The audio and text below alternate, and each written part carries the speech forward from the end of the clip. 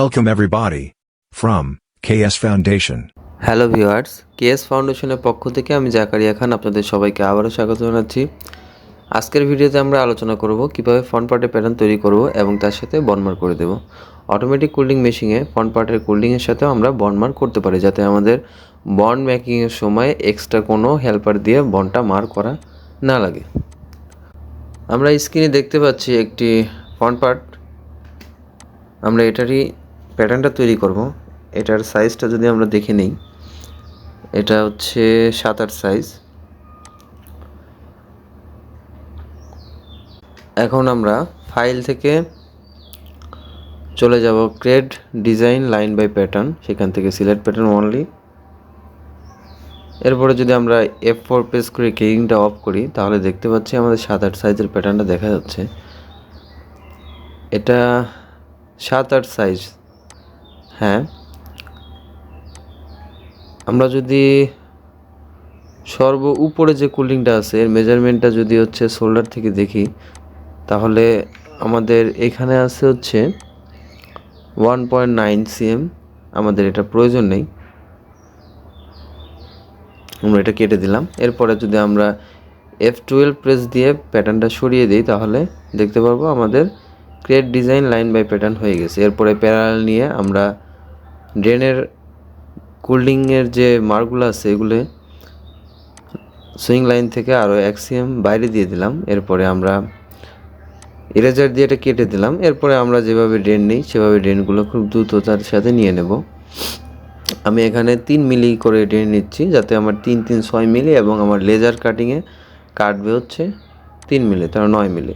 এরপরে আমি বর্ণের যে মার্ক আছে বর্ণের মার্ক থেকে আমার 3 cm নিচে হচ্ছে নিয়ে নেব প্যারালটা, যাতে হচ্ছে আমার অটোমেটিক সুইং মেশিনে যাতে বাটিটা যাতে প্যাটার্নের সাথে না লাগে, প্যাটার্নটা যাতে না ভাঙে। এরপরে আমি আমার মতো আবার ড্রেনগুলি টেনে নেব। আপনারা আপনাদের মতো 6 মিলি 9 মিলি যেভাবে যে পারেন। অনেকের হচ্ছে অটোমেটিক কুলিং মেশিনের প্যাটার্ন কাটার জন্য যে লেজার আছে সেটার অ্যাঙ্গেল থাকার কারণে ড্রেনটা বড় রাখতে হয়, তারা ড্রেনটা বড় করে নিতে পারেন। এরপরে আমি যে প্যারালালটা নিয়েছি সেটাকে এখন রাউন্ড শেপ দিয়ে নেব এআরসি কর্নার টুলবারটি দিয়ে। আপনারা যদি রাইট বাটন ক্লিক করেন তাহলে এআরসি কর্নার টুলবারটি আসবে, যদি আপনারা ডিফল্ট টুলবার সিলেক্ট করে থাকেন। এছাড়াও আপনারা রিসপি সফটওয়্যারের লেফট সাইড থেকে এই টুলবারটি নিতে পারেন। এরপরে স্নাইপ কার্ভ টুল দিয়ে আমি এই প্যারালাল লাইনটাকে কেটে দিব সবগুলোকে। আমি যে ড্রেনগুলো নিয়েছি সেগুলোকে এখান থেকে কেটে দিচ্ছি, যাতে আমার এক পাশে কাজ করার পরে যাতে হচ্ছে অন্য পাশে লাইনগুলো না হারিয়ে যায়। এরপরে আমি এই কর্নারগুলো টেনে নেব, রাউন্ড শেপ দিয়ে নেব।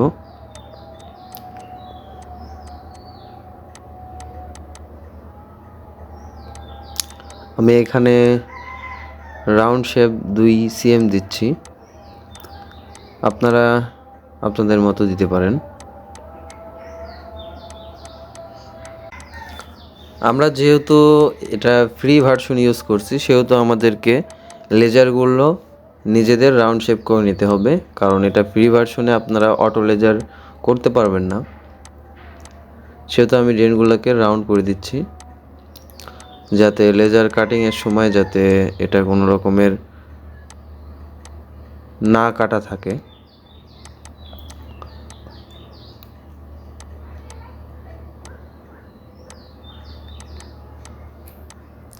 আমাদের খুব দ্রুততার সাথে কাজ করতে হবে, কারণ আমাদের ভিডিওটি অনেক লং হয়ে যাচ্ছে। ওকে, আমাদের এক পাশে ড্রেন করা হয়ে গেছে, আমরা এখন অপর পাশে চলে যাব।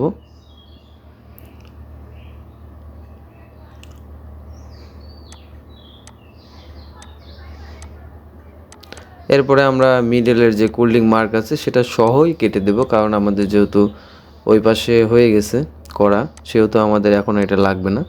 আমরা এখন এটা ড্রেন করার পরে মিডলের মার্ক সহ কেটে দেব।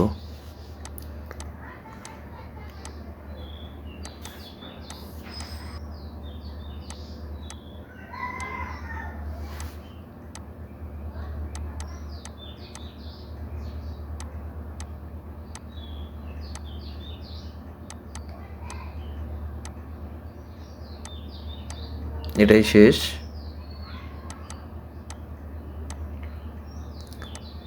তো আমাদের ড্রেন করা হয়ে গেছে। এখন আমরা যেটা করব, আমরা এভাবে করলে হবে না, আমাদেরকে এই লাইনটা কেটে নিতে হবে। তা আমরা এটাকে কেটে নিচ্ছি। কেটে নেওয়ার পরে আমি এখন এটাকে একটার সাথে একটা দুটা সিলেক্ট করে জয়েন করে নিচ্ছি। এখন যদি আমি দুটোকে একসাথে সিলেক্ট করি, দিয়ে হচ্ছে 2 cm করে রাউন্ড শেপ দিয়ে দেব। আপনারা একটা একটা সিলেক্ট করে করতে পারেন, দুটো একসাথে সিলেক্ট করে করতে পারেন। আর একটা বাদ আছে। ওকে, তো হয়ে গেল আমাদের ফ্রন্ট পার্টের প্যাটার্ন। আমরা এইভাবেই ফ্রন্ট পার্টের কুইল্টিং প্যাটার্ন তৈরি করব। এরপরে আমি আমার প্যাটার্নের যে চ্যানেলগুলো আছে এবং সাইডে যে বাড়তি যে জায়গাটাকে রাখবো সেটাকে নিয়ে নেব। আমরা চ্যানেলের জন্য নেই 13 cm আর সাইডে 5 cm করে দিলাম। দেন আমার অপ্রয়োজনীয় যে দাগগুলো আমি নিয়েছিলাম সেগুলো কেটে দিব। এরপরে আমি এগুলোকে সিলেক্ট করে অ্যাডজাস্ট করে দেব। দেন এখন রাউন্ড শেপ দিয়ে নেব, যাতে প্যাটার্নটা মুভিং করার সময় যাতে অপারেটরের শরীরে কোনো আঘাত না লাগে, এই জন্য। এরপরে আমি কিবোর্ড থেকে জি নিয়ে কপি লাইন নেব, সেখান থেকে লেফট রাইট ক্লিক করে এটাকে নিয়ে এসে এখানে ছেড়ে দেব। এরপরে ইরেজার দিয়ে এটা মুছে দেব। তারপরে আমি এই দুটাকে সিলেক্ট করে অ্যাডজাস্ট করে দেব। তো ভিউয়ার্স, হয়ে গেল আমাদের ফ্রন্ট পার্টের প্যাটার্ন। এখন আমরা যদি ফরফিক্স টুলটি নিয়ে এটাকে কেটে দিই, তাহলে আমরা দেখতে পাচ্ছি আমাদের প্যাটার্ন তৈরি হয়ে গেছে। এখন আমরা যদি গ্রিন লাইনটা ওখান থেকে একটু সরিয়ে নিতে চাই, তাহলে আপনাদের গ্রিন লাইন টুলটি নিতে হবে। গ্রিন লাইন এই টুলটি নিতে হবে। এখান থেকে আপনারা এটাকে ক্লিক করে যে কোনো জায়গায় স্থানান্তর করতে পারেন। তো এখন আমি যদি ফ্রন্ট পার্টের প্যাটার্নটা নিয়ে আসি, তাহলে দেখতে পারবো আমার সুইংটা খুব সুন্দরভাবে ড্রেনের মাঝ বরাবর দিয়ে যাবে। এটার কোনো প্যাটার্নের সাথে লাগার কোনো সম্ভাবনা নেই। এরপরে আমি এখন এটা একটা নাম দিই। আমরা আমাদের ডেট অনুযায়ী বায়ারের নাম এবং ডেট দিলাম, স্টাইল নাম্বার দিলাম। এরপরে এটা সাইজ দেই, এটা কোন সাইজের,